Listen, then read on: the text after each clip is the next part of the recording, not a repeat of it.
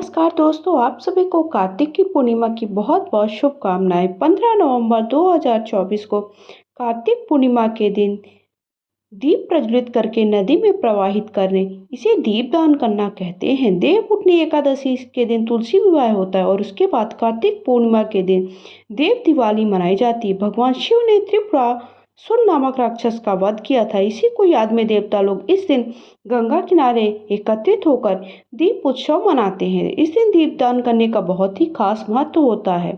तो कार्तिक की जो पूर्णिमा है 15 नवंबर को है, तो पूर्णिमा तिथि समाप्त 16 नवंबर को होगी। तो दीपदान हमें कब और कैसे करना है, तो देखिए कई लोगों के पास इतना समय नहीं होता है कि हर बार समय के साथ साथ देखिए कई बार हमारी कुछ ना कुछ ऐसी मजबूरियां होती हैं कि हम दीपदान करने गंगा नदी और गंगा स्नान करने नहीं जा पाते हैं। तो हम घर पर ही कैसे गंगा स्नान करें और गंगा दीपदान करें, इसका वीडियो मैं आप सबके साथ शेयर कर रही हूँ। तो घर पर ही गंगा दीपदान करने के लिए देखिए कार्तिक पूर्णिमा के दिन कार्तिक स्नान अगर आप कर रहे हैं तभी पर आप ये दीपदान सकते हैं। अगर नहीं कर रहे तभी आप ये दीपदान कर सकते हैं। अगर कार्तिक की पूर्णिमा एक दिन भी आप ये दीपदान करते हैं तो पूरे एक महीने जो आपने कार्तिक की पूर्णिमा का स्नान किया है उसका फल एक दिन ही आपको प्राप्त हो जाता है। तो आपको कैसे करना है, तो सबसे पहले आप जहाँ पर भी देखिए कार्तिक पूर्णिमा की पूजा करेंगे वहाँ पर ही आप एक या फिर खुले स्थान पर भी आप कर सकते हैं। तो सबसे पहले हमें इस तरह से देखिए आटे से चौक पूरा जाता है, कोई भी आकृति दे दीजिए। दीपदान करने से माना जाता है कि अकाल मृत्यु से जो जिसको जिसको ऐसा डर होता है कि अकाल मृत्यु हो सकती है, वो दीपदान करने से हट जाती है। अपने मृतकों को सद्वृत्ति करने के लिए भी दीपदान करना चाहिए। पितृदोष से मुक्ति दीपदान करने से पितृदोष से मुक्ति प्राप्त होती है। साथ ही साथ लक्ष्मी माता और भगवान विष्णु प्रसन्न होते हैं, इसलिए हमें दीपदान अवश्य करना चाहिए। यम और शनि राहु केतु के बुरे प्रभाव से बचने के लिए भी दीपदान करना चाहिए। साथ ही साथ किसी भी प्रकार की अलाबला होती हैं, ग्रह कलह होते हैं, संकट होते हैं किसी प्रकार के, उन सब से भी बचने के लिए हमें दीपदान अवश्य करना चाहिए। जीवन से अंधकार मिटे और उजाला आए, इस कामना के साथ आपको दीपदान आज के दिन अवश्य करें। मोक्ष प्राप्ति के लिए दीपदान करें। मांगलिक कार्य सफलता है तो भी दीपदान करना चाहिए। धन समृद्धि घर में बनी रहे इसलिए भी हमें दीपदान करना चाहिए। कार्य में कोई भी बाधा आ रही तब भी हमें दीपदान अवश्य करना चाहिए। तो कार्तिक माह में भगवान विष्णु और उनके जो भी अवतार हैं उनके समक्ष आप कैसे दीपदान करें घर पर, ये मैं इस वीडियो में आप सबको बताऊंगी। तो सबसे पहले देखिए साफ सुथरा पात्र एक ले लीजिए। सबसे साफ सुथरा पात्र हमारे घर का होता है परात। तो उस पर हम क्या है केवल आटा बस लगाते हैं, उसमें कभी भोजन नहीं करते हैं। उसे ले लीजिए।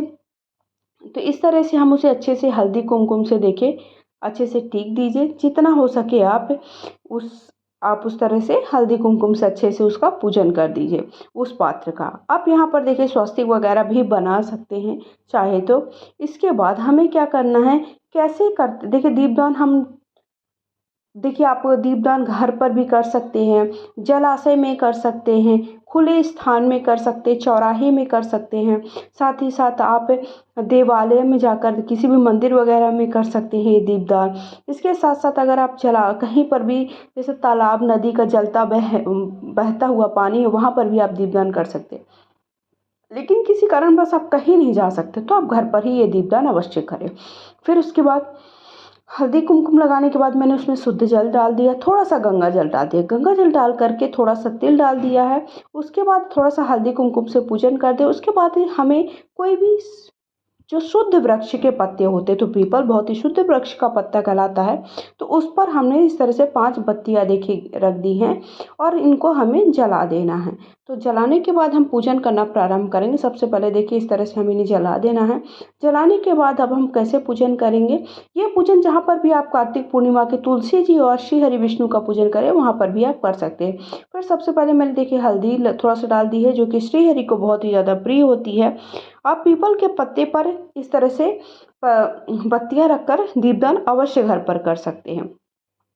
फिर उसके बाद देखिए थोड़ा सा मैंने सभी में हल्दी लगा दी, सिंदूर लगा दिया है।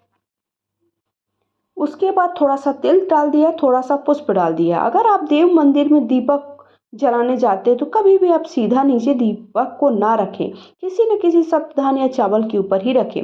भूमि पर रखने से भूमि को आघात लगता है, इसलिए हमें कभी भी दीपक को सीधे नीचे जमीन पर नहीं रखना चाहिए। पुष्प इस तरह से डाल दीजिए। देखिए, इसको अच्छे से आप सजा सकते हैं, ये आपके ऊपर है। रंगोली वगैरह भी यहाँ पर आप बना सकते हो। उसके बाद वस्त्र के भाव से मैंने कलावा चढ़ा दिया है, कलावा चढ़ा दीजिए इस तरह से। उसके बाद हमें अंत में थोड़ा सा भोग जरूर लगा देना है मीठे का, कोई भी मीठे का भोग लगा दे तिल डाल करके। जो भी मीठे, जैसे आप मिठाई वगैरह जिसका भी आप भोग हो, बतासे का भोग लगा सकते हैं, मिठाई का भोग लगा सकते हैं, शक्कर भोग का भोग लगा सकते हैं। तो इस तरह से हमें देखिए मीठे का भोग लगा देना है। जो भी आपके पास मिठाई वगैरह है, घर पर अगर आपने मिठाई बनाई, खीर वगैरह बनाई तो उसका भी आप भोग लगा सकते हैं। तो इस तरह से भोग लगा दीजिए। तो इस तरह से हमें गंगा दीपदान, जो हम गंगा तट पर जो दीपदान करते हैं उसी के समान ये दीपदान घर पर कर सकते हैं।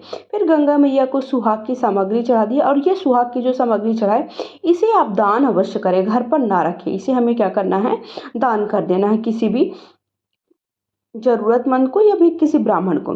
फिर हाथ में थोड़ा सा तिल ले लीजिए, अक्षत या पुष्प ले लीजिए, और उसके बाद हमें कार्तिक पूर्णिमा की कहानी सुन लेनी है, या फिर आप गंगा मैया की कोई भी कहानी सुन सकते हैं। फिर उसके बाद अंत में हमें प्रेम पूर्वक सभी घर के सदस्य मिल करके सभी का नाम और गोत्र लेकर के हमें इस तरह से गंगा मैया से प्रार्थना करना है। हे गंगा मैया, आप हमारे घर में सभी लोगों की रक्षा करिएगा, सभी किसी को भी किसी प्रकार की कोई परेशानी ना हो, कोई अकाल मृत्यु का भय ना हो।